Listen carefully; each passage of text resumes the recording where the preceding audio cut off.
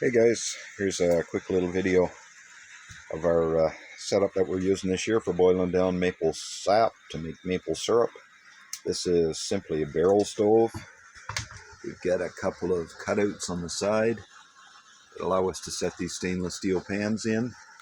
These pans are available off of Amazon, and we've got just cabinet door hinges from Home Depot screwed to them to make the pans easy to pick up.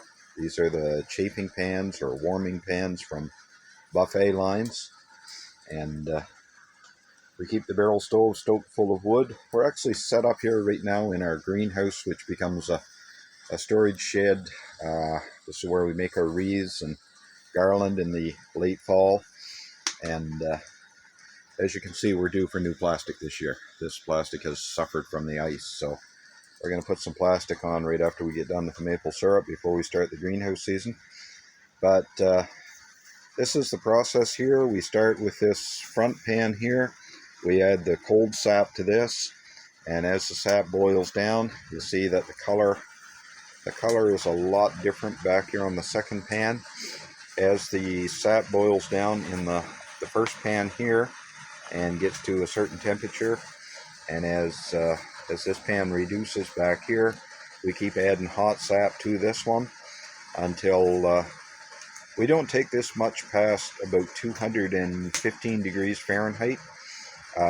We do our finishing down and our bottling in the house where we can more easily control what's going on with the process, because when you hit 219, 220, you got to get it bottled, and you got to be watching it pretty close because it'll foam up pretty fast, and we don't want to scorch the pans up here.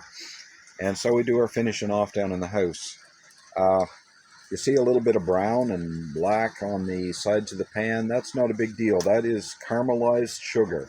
As the foam froths up here and collects on the side of the pans, sometimes it just cooks onto the stainless steel, and it is almost impossible to remove, but not a big problem because it's not dirt. It's just the caramelized sugar from the sap. So we keep this boiling down, and as you can see, we've got some pails of sap here that we collected this morning. What we do is we strain these before they're put into the evaporator here. We strain them at about halfway through the boiling point. We'll strain this hot sap again because you get sugar sand, which is a mineral deposit in the sap, and we strain it to get the sugar sand out.